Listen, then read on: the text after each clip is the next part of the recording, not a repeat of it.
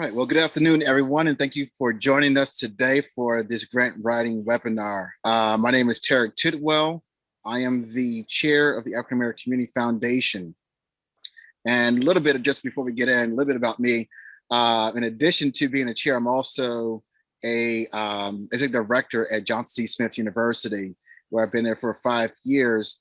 And kind of one of the interesting things about this is that, a lot of my areas of expertise has been in developing grants and managing grants. So one of the things that we wanted to do, particularly as we start with the African American Community Foundation, is begin to work with some of our applicants, current, previous, and probably even future applicants, to help them with understanding the grant writing basics, not just for small grants, but also for getting to those larger grants. What we want to be able to do is be a seed investor for many small local nonprofits and help them get to scale over time. And that's something that we as a board are taking very deeply. So with that, I'm going to hop over to our presentation, and feel free to put some questions in the chat box. Kiana will be sharing a little bit about those different questions. Before we get started, if you can, how familiar are you with grant writing?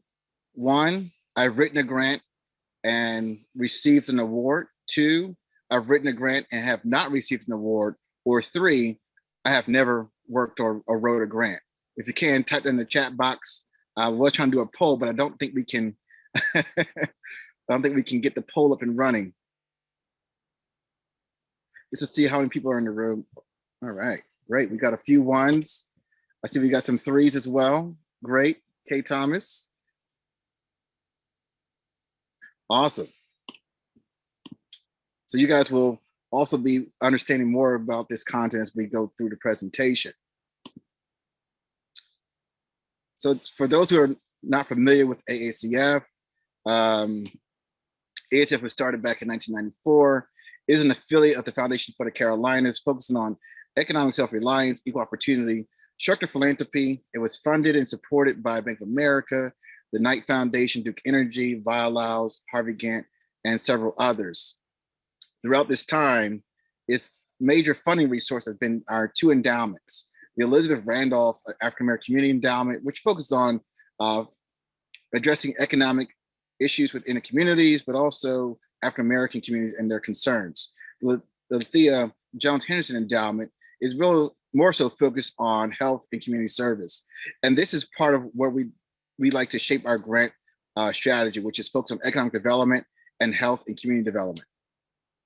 Some of our current board members include Thacia Campbell, Ed Franklin, Dr. Jody Turner, Adrian Woolcock, as well as folks who have been in the community, some folks who have worked in different nonprofits, supported many organizations. We're really excited to have them on board as being our board members for 2021. Some of our funding priorities include public education support, focus on K-12 public education that mean or include innovative programs that focus on STEM, that reduce dropouts, that may support students in their transition from K-school all the way through high school and college.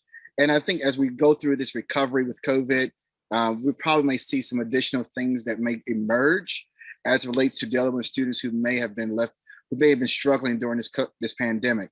And that's something that we're really considering exploring. Another within our health domain is focused on health and nutrition. There's so many different social determinants of health, and realizing that health is very broad. So we really want to focus on some of the disparities, reducing those disparities, work with organizations that are looking to reduce those disparities and using the social determinants of health as a way to reduce those health disparities. Economic development.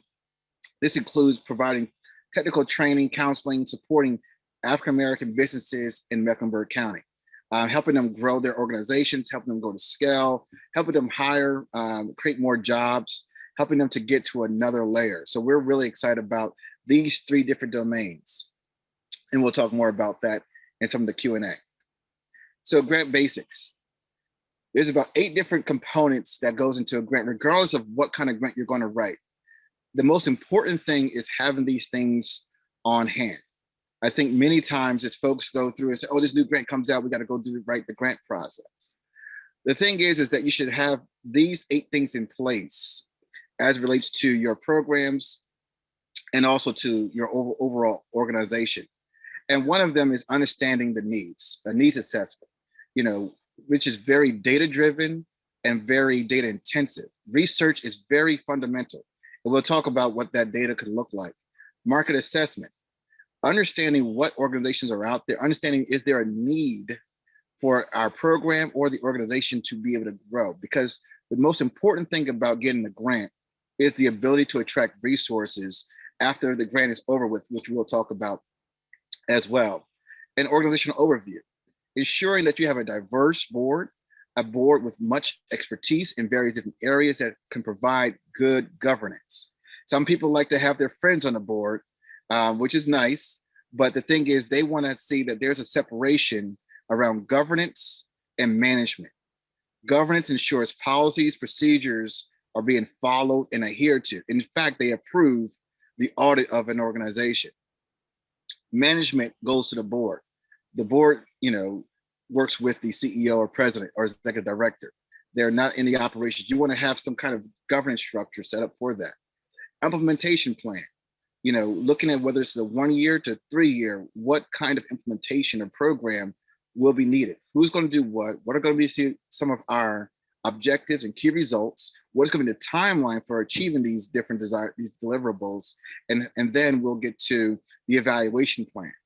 What will we know? What do we need to know that we're successful? And how will we know that we are successful when we get to this point? And the risk management plan. Whenever you get funding, for those of you who have probably received the grant, you already know, once you get the money or get the grant, everything changes. Something's going to change. Something's going to go off whack. Something's going to go into the left field. And that is something that's natural, something that's going to happen. And the thing is not to be worried about that, but making sure that you're planning for an unanticipated risk.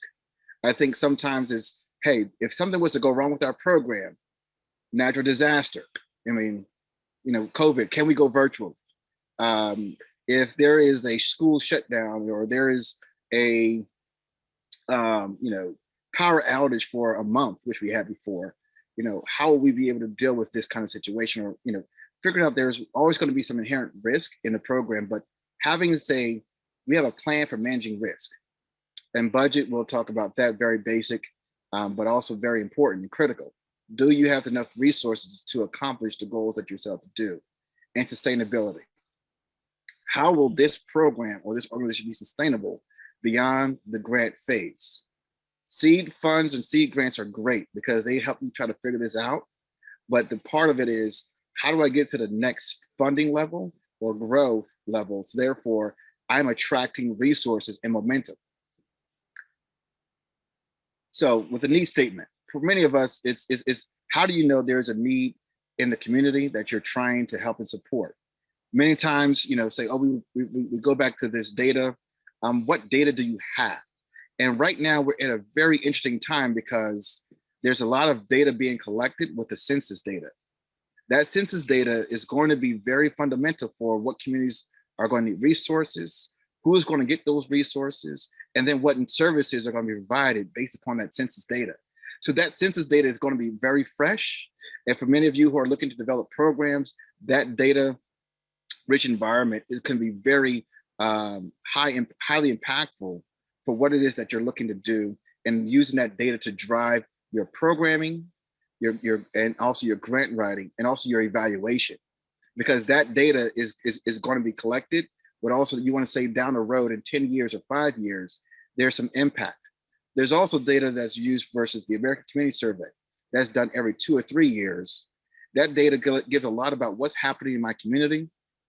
You know, has the employment, has there been changes in the demographics, has there been changes in some of the work or even the amount of folks who have jobs, have the median income increased? Those are things that could be important if you're looking at working within various different communities. And that's part of it, is where are you going to do the work? You know, which is, are you going to go service a community in this zip code, in this census block, or in this county? Because then that creates a scope of service or a scope of impact. There's also the opportunity zones data, which is hosted by ESRI. That gives you the census block data around how many folks live there, and the median wages. It gets down to the very, very smallest data elements that they've been collecting for supporting this federal program around opportunity zones. There's also the Charlotte Open Data Portal. This gives you so much data. It's open, it's available, it's online. You could easily go and click the communities and actually understand what's happening in that census tract or happening in that census county area or even zip code. Because I think that's one of the things people want to know, where you're going to do the work. And then for some, it may be required to engage in receiving a FOIA request, which is a Freedom of Information Act request, which is the data may be housed in an agency, whether it's a state, a federal, or even city or county. And you may want to get access to that information to help with your understanding of these different dynamics.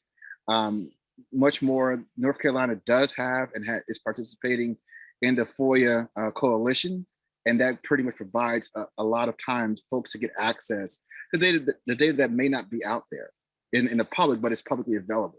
So there's something which is, I want to understand this data in my community, and I know it's there because it's been collected, but it's not being publicly shared. I would like to get access to it. There's also data from the Charlotte Regional Business Alliance and the EDA cluster map at Harvard Business School. So within that need statement, you're always going to leverage data. You're always going to have a geographical focus, and you're going to want to ensure that there's a critical need that you and only you and your program can address. Nobody else out there can do it. And that's going to come down to a market analysis.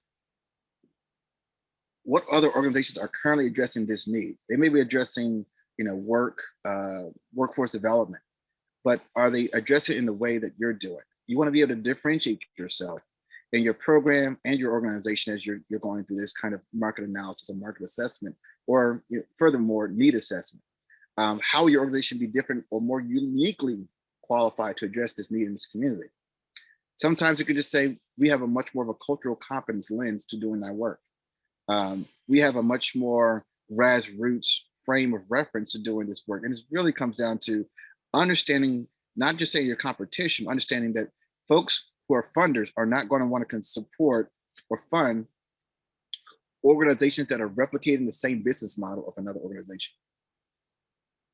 Which is, if I'm a large funder or a bigger funder, I'm going to support an organization that already has capacity to do this work and has already done this work and is doing this work.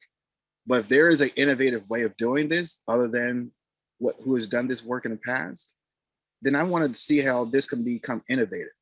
Because what can happen is sometimes larger nonprofits cannot be innovative. They're too bloated with doing things as they always have done. So their business model becomes fixed. And the great thing what I love about working with emerging nonprofits is they're finding creative ways and creative solutions to address problems in the community that many larger organizations are not able to adopt or try to fix those problems as innovative as possible.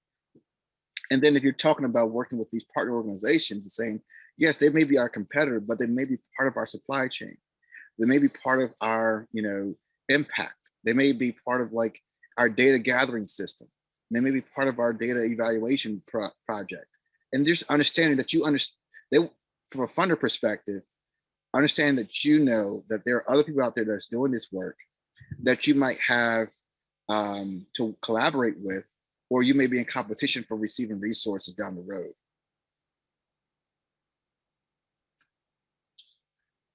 Organizational overview. As I mentioned before, you should always have some level of organizational overview. Some of you might have this, which is your governance. You want to have your board members and their areas of expertise, having that available, and also their gender. And that's what some boards and organizations are asking for. We want to know the racial makeup of your board. And we also want to know the gender makeup of your board. And this is something that come up with a lot of grants that I've written or have worked on with other different partners and projects. And they want to understand the board diversity and the expertise of the board, because their job is to be able to be a governance. They're there for policies and for ensuring that the budget and operations are being managed effectively. And you want to make sure, I always say these are the three things that you want to be able to get on your board: a lawyer, a medical doctor, an investment manager, or a financial manager. These are very important as it relates to governance, and from folks as you're doing recruitment for your board, saying, I want to be able to show that I have a high impact board, a board that can be engaged, a board that can help with decision making, a board that can understand complex information, and a board that can help with managing the budgets and the audits of the organization. Because of course, nonprofits have to follow much of these different rules and regulations. Policy impacts a lot of the nonprofit world as well. From a staff perspective, I'm sure you already have this, which is helping to elevate your staff's expertise in the process. Staff expertise, their accomplishments, and the combined years of working experience in the field. I think oftentimes is that everything is around the executive director. It's great to have one person with a lot of expertise. What you want to be able to highlight and demonstrate is capacity and bandwidth, which is I have people who can help and I can delegate this work to, who I can rely on to get this work done. They can be paid or they can be volunteer. The thing is, you want to show that you have the capacity and bandwidth of your organization to be able to accomplish these goals as a part of the overview. Organizational highlights. What have you done well and accomplished, and give a historical impact? We've helped to increase the number of students in this community who were at college readiness from 30% to 45% in the last 3 years. We were recognized as the most emerging rising star organization for the Charlotte-Mecklenburg community. We received the Mayor's Mentor Award, highlighting that there's been other folks who have either you worked with in the past that have recognized the asset that you bring to the community, and also the accomplishments, things that show the impact, because you want to be able to, again, attract resources as you're growing your programs and growing your organization. And that speaks to, have there been a consistent trajectory of attracting resources and also attracting some level of highlights or attention, whether it's from the public or the private domain. You're getting some level of attention because that is going to drive your attraction of resources. So this requires you to be a little more entrepreneurial. Implementation plan. Sometimes we have plans of operation, or which we call them, for much larger grants, because if you're going to be looking at, say, I want to develop an implementation plan so that when we go, if something happens to me, regardless of, it's this kind of succession plan as well. Who does what are the timelines, what are some of the deliverables, and what are some of our key results? This implementation plan is also could be like a logic model. It helps for folks to understand who's going to be doing what as your staff, what are going to be some of the objectives, what are going to be some of the key results. A lot of times when folks write grants, they focus on the activities. That's nice. That's the process. The thing is that the objectives are there. The activities may change, but the objective is going to stay the same. Our goal is to increase, or our objective to increase the number of people from X to Y with this kind of knowledge skill base. The objective is there. The process might change because the thing is, something can happen. We cannot predict what happened last year with COVID. The activities change because they're no longer in person, but the objectives stay the same. How you deliver what you do will change or could change, but the objective is still going to stay the same. So objectives and key results are very critical.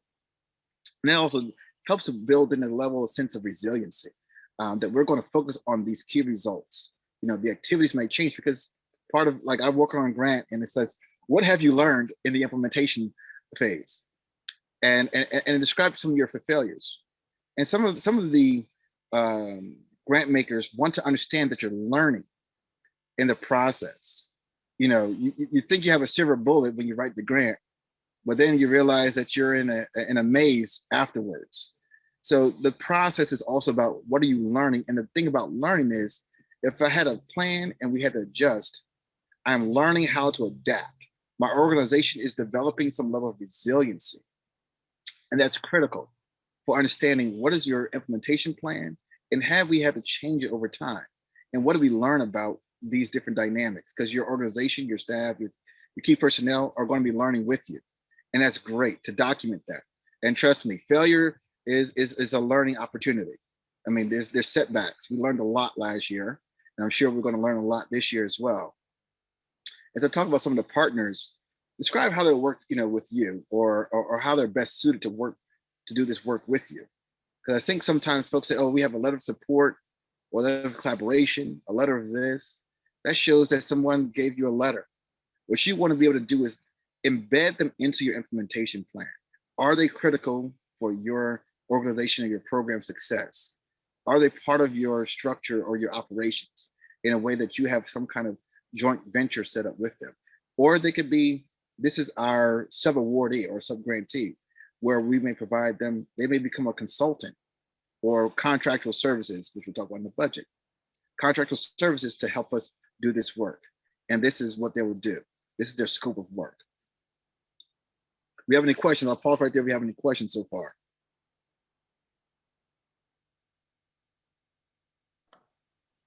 Kate Thomas has a question. Is it okay for now if it's just you when you are submitting a grant, meaning that you have no staff? Yes. Is it okay? It is okay. I think that is okay to have no staff, but I think it's most important to really figure out how you're going to get some volunteers.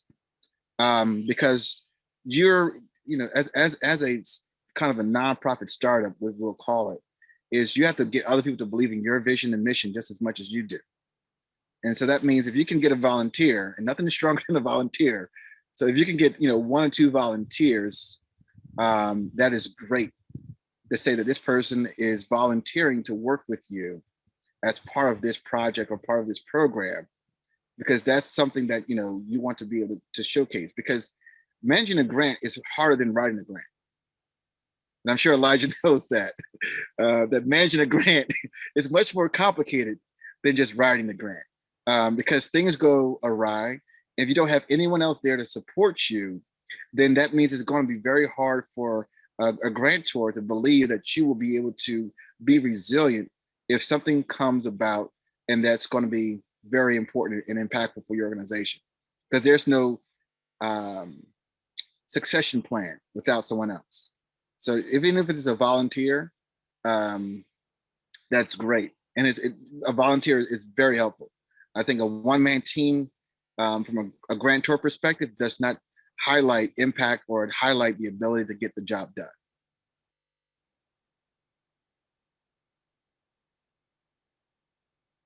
And volunteer means they're completely, free. And that's something that some people want to donate their time to supporting and doing this work.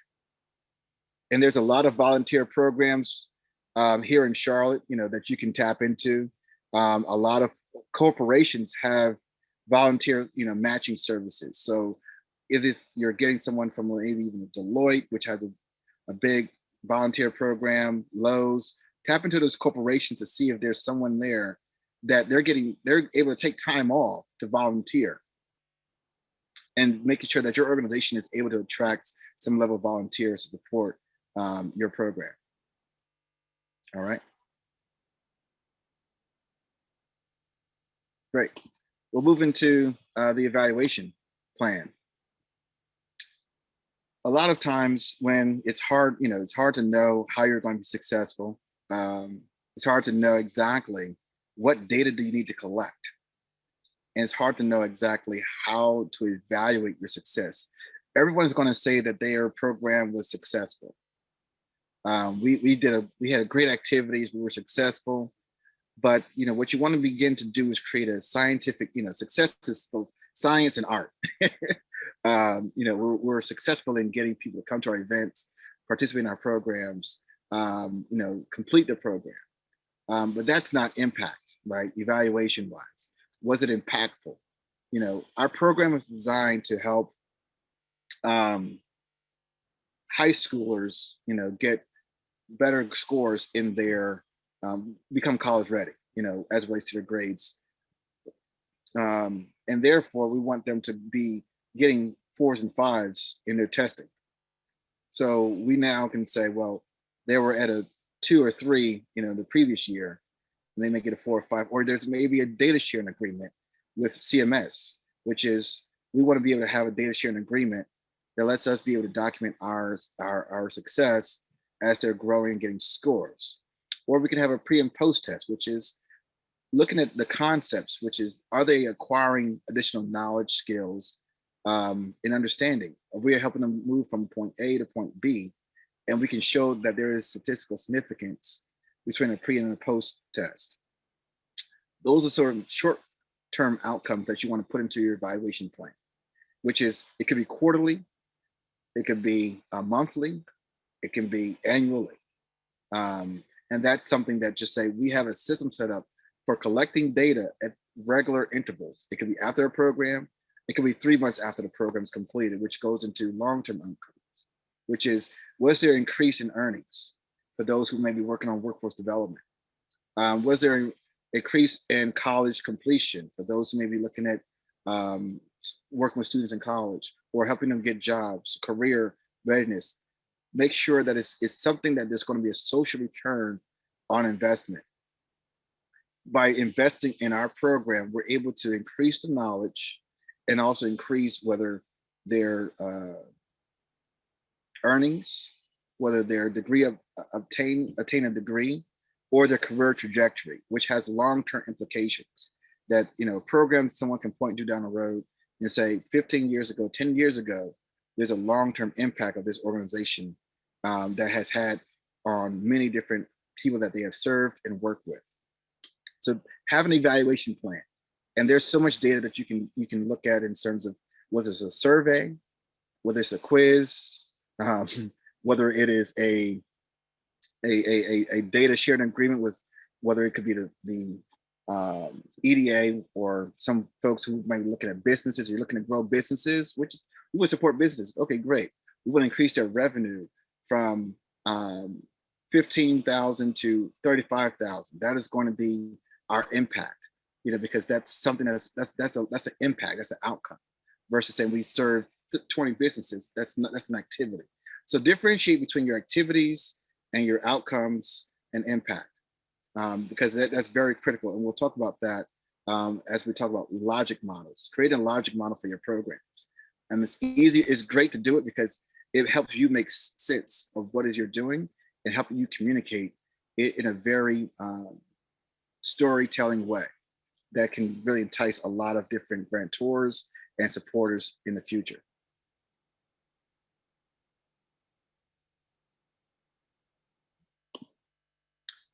Risk management plan. We talked about this a little bit earlier. When you're developing, you know, your implementation plan, there's always going to be some assumptions. Go back through the implementation plan and then start seeing if there's any holes in implementing this project. Is there anything that could go wrong in the implementation phase? And then if there is something that could go wrong, it could be left field. It could be, you know, a monsoon. It could be something, if something could go wrong, like what if something happens? What you want to put in place in terms of risk management is, while we're implementing this program, here's 3 or 4 key risk factors that could really pretty much, you know, undermine our progress or undermine the implementation of this program or our operations. And really put that into saying, here's what we've assessed in the implementation plan, and these are some of the risks. We did a risk assessment of our implementation plan, which we poked holes in, and then we've created some kind of systems or structures for trying to mitigate the risk if that was to happen. That helps people know and understand, you know, that you have really been very thoughtful about your implementation, your project, and that you will be resilient if something goes wrong, because something will go wrong after you get the money. I cannot tell you how many grants I've received and something goes wrong. 3 months later, 4 months later, 1 year later, something will go wrong that you did not anticipate. And the question is that if it does go wrong, will you be able to see it through to the end? And that's very critical. Budget.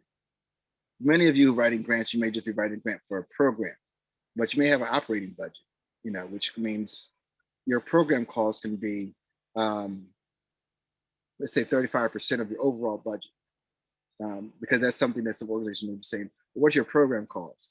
It's great when you get grants that are just general operating support, which is supporting all of your operations. But most grants are going to focus on programs, which is, here's some of our program costs versus our budget costs.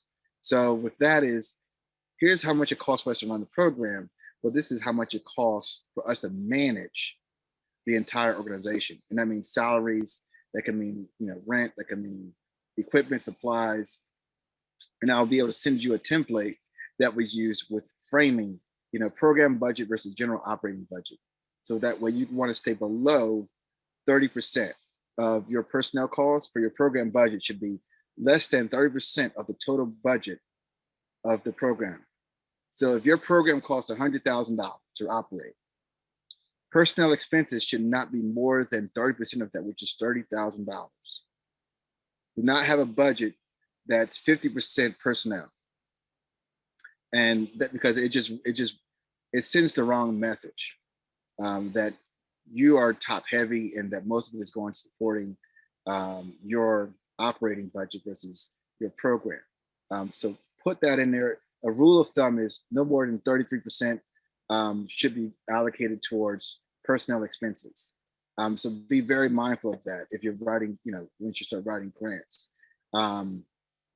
Things not typically funded include overhead costs, construction, and consultants. These are some of the things that typically they want to make sure that you have the capacity to do it, and they're not supporting or funding anything that's part of your general operating budget. You have the capacity and system to manage this funding.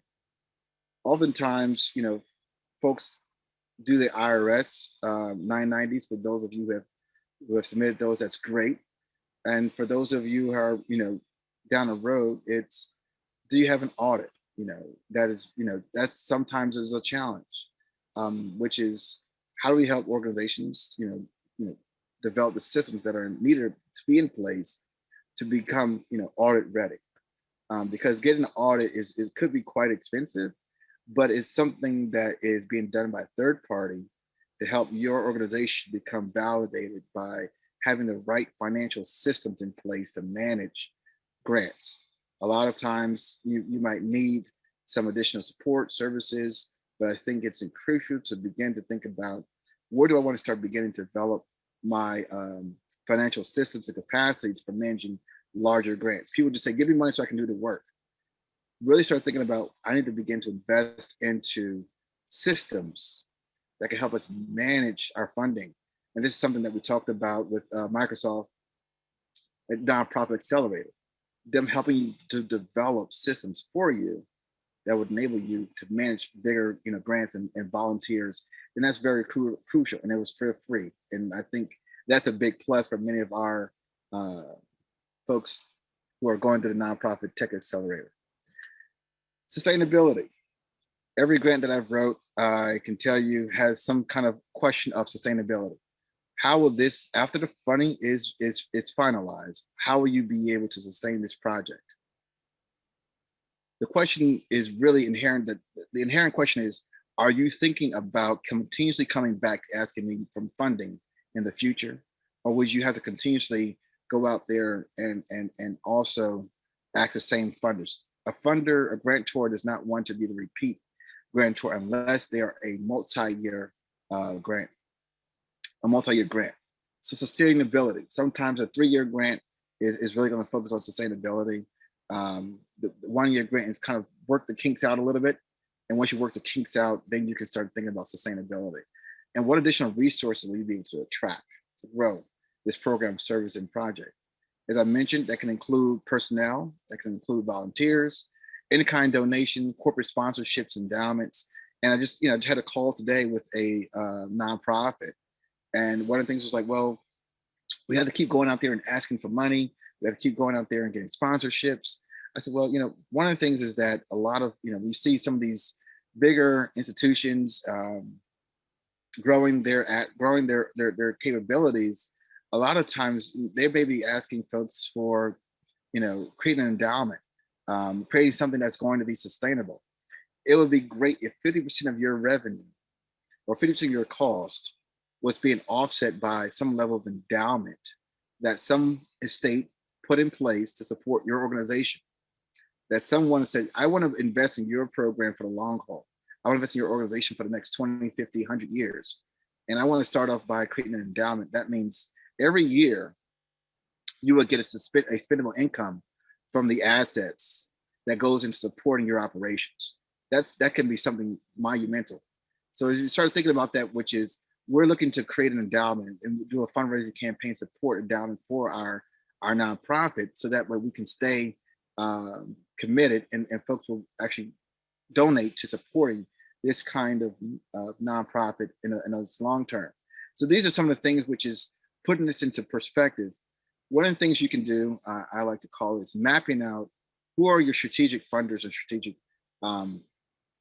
sustainability partners, and going after those kind of, I need these these strategic partners and these strategic sustainability organizations to help us, attract in-kind donations, recruit and have the personnel, the volunteers, and the corporate sponsorships, and help us grow our endowment or our assets, so that way we can be able to be sustainable.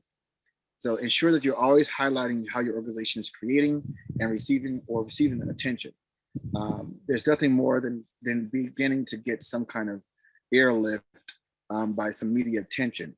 And I think that's something for many of you who are first time writing grants, you want to be able to do this. We have a question. Okay, great.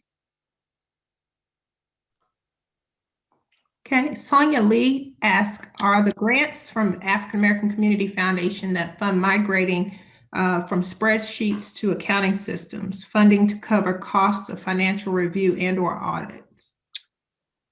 So our initial grant writing seminar did have Microsoft, which includes a complete enterprise nonprofit acceleration, which would include some of the financial management systems in place. We can put you in contact with them, because it's really, I think, about a $10,000 plus in-kind support to help you develop from spreadsheets to financial management, and also to volunteer management. So they have a complete team that will work with you and your nonprofit to help you go from spreadsheets to accounting systems to volunteer systems to budgets, and help you develop a system that works best for you at no cost. And it's a Black nonprofit. Is that the right word of it, Kiana? The Black Nonprofit Tech Accelerator for Microsoft? Tech Acceleration Program. Yes. Mhm. And we can put you in contact with is it Darnell? Darrell, thank you. yes. Okay, great. We'll pause right there for any other questions.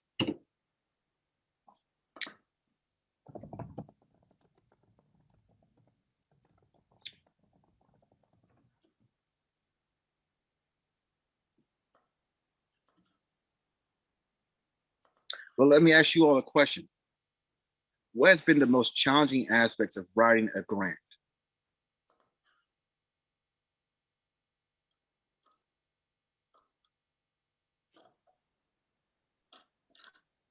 Hey, Terry, do you want us to type Yes, in reply?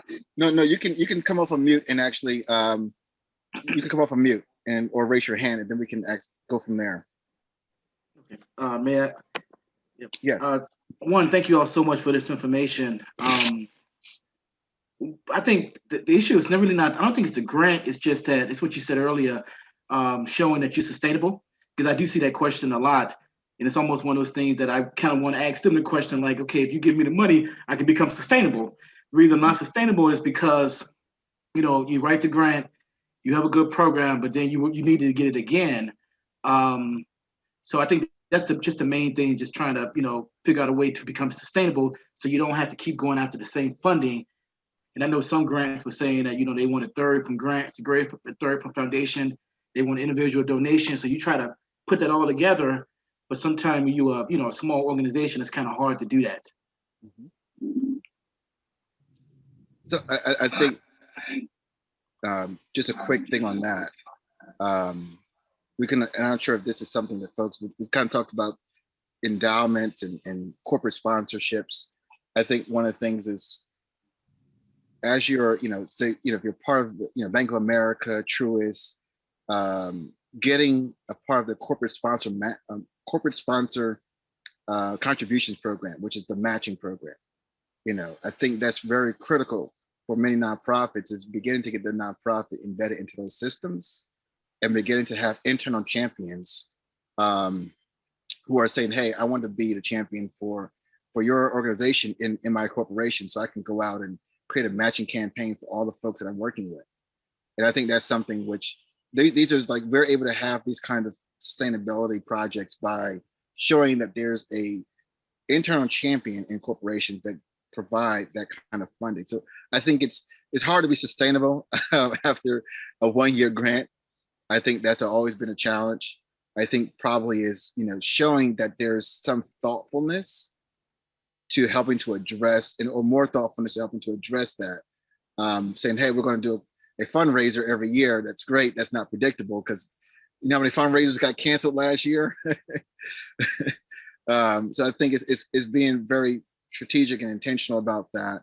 And that's something which is, even if it's being embedded into other different, contracts. I think that's something we might see come up down the road, is getting a contract with the city, the school district, or getting a contract with the county, or with the city. That shows sustainability, and I think that's something else to consider as well. Thank you.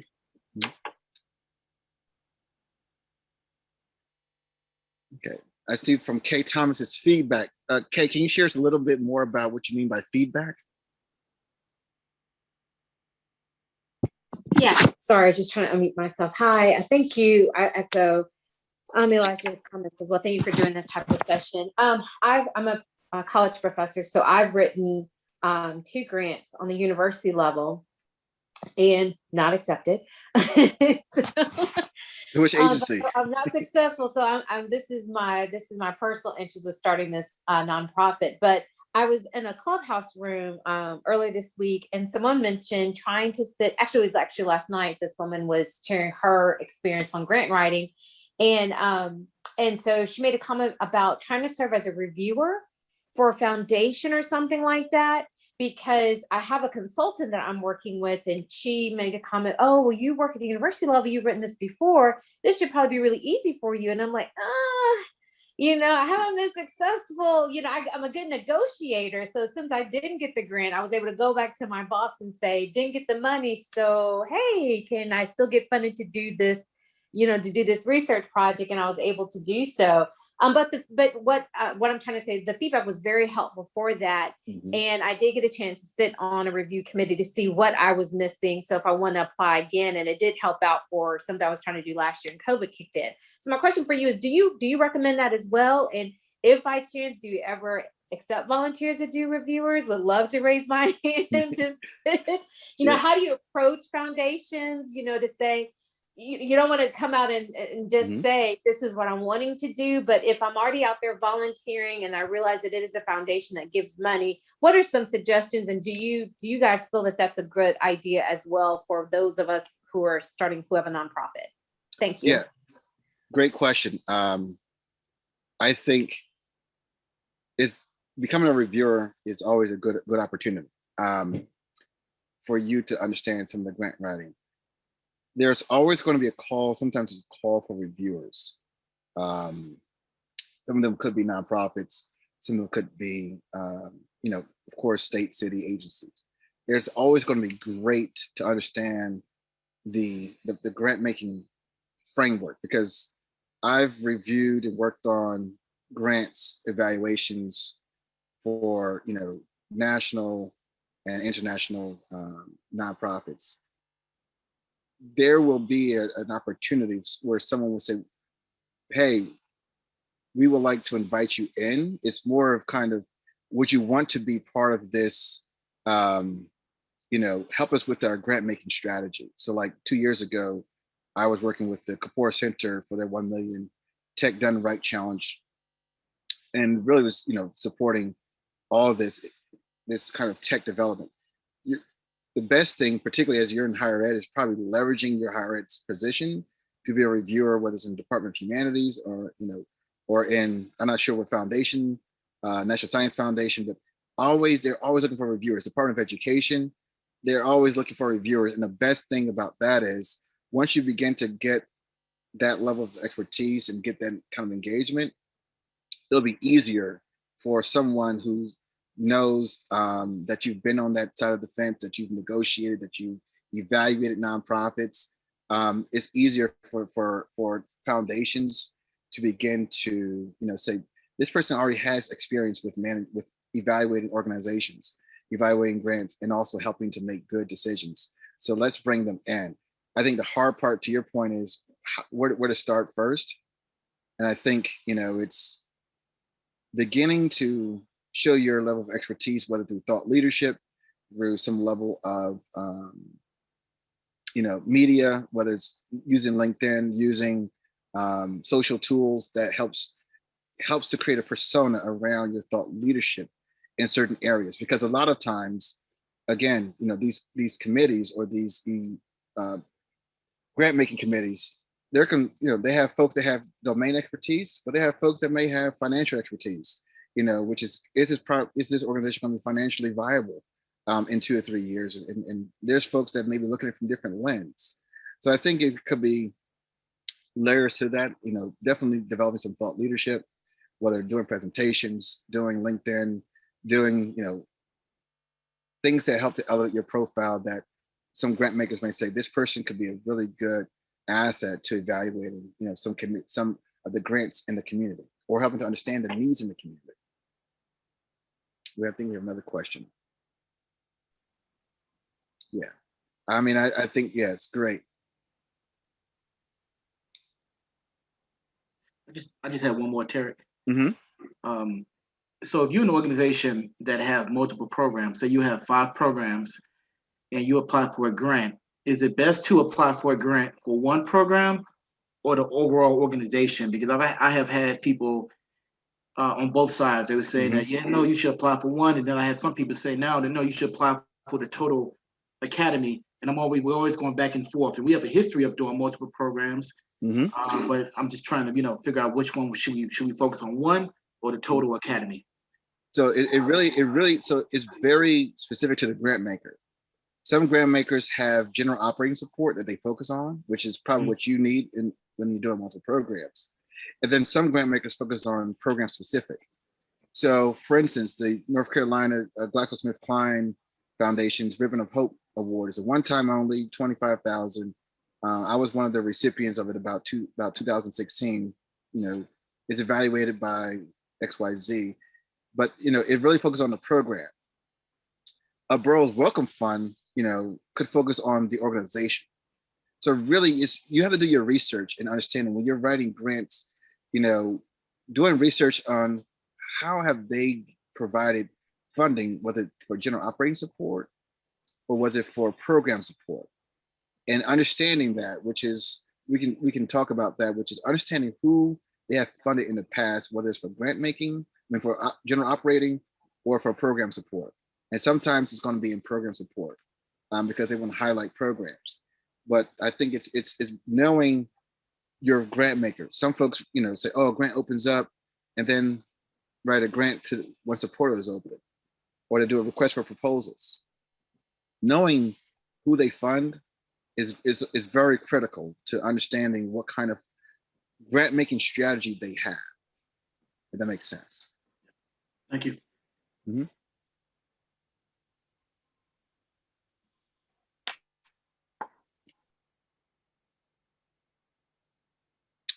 All right. I think we're close to our end, so I want to make sure we still have a little bit time left out there. Some good examples of exemplary proposals, which we kind of already talked about. Energy. There's nothing worse than for an evaluator to be reading a boring proposal. And I think you want to show energy, you want to show some kind of hope and aspiration, you want to show a critical need, but you want to show energy. You want to highlight that there's some energy about your organization, some energy about you. The worst thing someone wants to read is a boring proposal or a boring grant. So make sure you can hire some storyteller. I know some of you may be working with consultants to help with your grant making, your grant writing. A consultant is really nice to have. I think it's critical for them to portray the energy or passion that you have about your program or your organization. It's hard to really, delegate passion. So I think it's crucial to be able to ensure you have energy there. Expertise, always highlighting the expertise that your organization has or has had in the past, and commitment. When we talk about commitment, is really, we're committed to this in the long term. We are committed to serving this community. We're committed to impacting those in and around us. And we want to make sure that we stay the long haul. We're not here in and out in 2 or 3 years. We're here to do this over the course of 10, 20 years. We're committed to this solution, and our organization is committed. Clarity. Asking yourself these questions, creating those risk management plans, creating those evaluation plans, creating those implementation plans. It helps the reader, helps the grant maker, helps, for those who are doing larger, grants.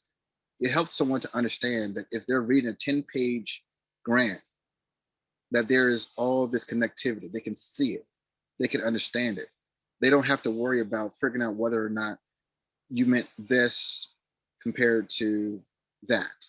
And that's something that I've seen in too many grants that I've evaluated, and some of the feedback with some of the grants I've wrote, it's been very clearly, you help to demonstrate how point A is connected to point B, how objective B is connected to objective C. And that's very important for you to showcase and highlight. Collaboration. This comes in a way in which there can be letters of support or letters of collaboration, in which you have partnerships with organizations that show how you're going to work with them and how they're going to work with you and your program. Benefits. There's something we'll talk about, which is we want to highlight the benefits of this work. What will be the impact, or what I like to call it, what is going to be the social return on investment? If you give us $10,000, this can help, create $100,000 in new tax revenue for the work that we're doing, because of the folks that we're touching. We're going to be elevating them out of poverty. We're going to be helping them accomplish their goals. And if they get into this pathway, they have a higher trajectory of having a middle income salary or something of that degree. Comprehensiveness. Building your case. All of this goes down to building your case, being prepared to answer any questions, because there's some, like, for instance, there's a call for proposals right now. And they want to, before you apply, you have to do a letter of interest. There's also, you need to speak to a grant officer at the organizations. Sometimes they have an open door policy, which is reach out to the grant officer and ask them those questions, because they may say, well, we have a little bit of a new process. And there's always grant making organizations changing some of their processes. So it's always good to reach out to a grant officer to really, understand if there have been any changes, and make sure that they're comprehensive and that you're being responsive to what the RFP is. Effectiveness. Demonstrate that you're you're being managed effectively, and your programs are effective in producing outcomes and impact. Outcomes and impact, not activities. Outcomes and impact, not what you do in terms of the activities that you do. We provided business services. We helped to teach 200 students. Outcomes and impact. We elevated from X to Y. We improved something. We want to highlight effectiveness, that we're doing work, that we're growing, the effectiveness of our program. So I really think that these are some of the most important things that you should consider, in addition to your needs assessment, your market assessment, your organizational alignment and evaluation plan, sustainability plan, risk management plan, and plan of operation. These should probably be inside of a book like this small, maybe 10 pages, that you just have and write it out. Because I think if you write it out, it becomes easier for you to communicate it, and it becomes easier for you to take that and put into a different grant and chop it up into different ways to make it respond to the RFP process. So with that, we'll get ready to close it out. Our grant writing cycle will open up in August of 2021 this year. Our priority will be given to seed grants, which is seed grants to support new innovative programs, and also new organizations who have at least, between less than 5 years of operation. So that's what we're looking at in terms of seed grants. Questions?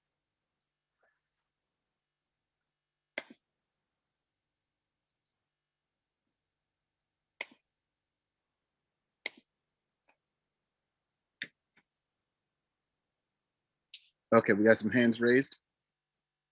Jared Bean.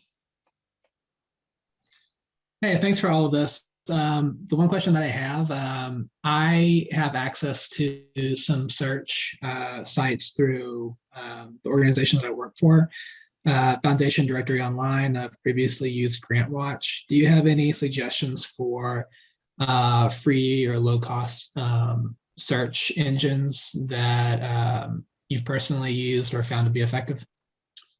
Yeah, I use the Candy FDO, Foundation Directory Online, through another organization that I'm affiliated with. It's probably the best. I think there's a very low cost fee for small nonprofits that are looking to get those kind of access to who's organizations are funding what and so forth. There's actually a new funding pathways that is part of the new FDO Candid search, which is who funds who and who could be funding you. That's what I like to call it. But I think there's ProPublica, which is when you start searching for grant organizations, the best thing you can do is sometimes look at organizations 990s, and there's the ProPublica 990 database. It's free, it's open. It really lets you know which nonprofits, which grant making organizations have funded which nonprofits. And they will outline whether it was general operating support or program support. And that's very critical and crucial. And sometimes it may say what they gave them the grant for. And that may not show up in the annual report, but it will show up in the 990 IRS database. So that's something that I would say is a free open access tool that you can use if you don't have Candid Foundation Directory Online. But I think we will be able to support some folks who may be interested in getting access to those kind of resources. But good question. Thanks so much. Mm-hmm. Okay, I'm not sure if you had your hand up. No, I'm good. I forgot to lower it the last Okay. time. My bad. Mm-hmm. So in the next 3 months, let me ask you all this question. What do you hope to be able to accomplish, whether it's 1, write a grant, 2, receive a grant, or 3, yeah, I think those are probably the 2. 1 is to write a grant or receive a grant in the next 3 months. Where are you at in the process?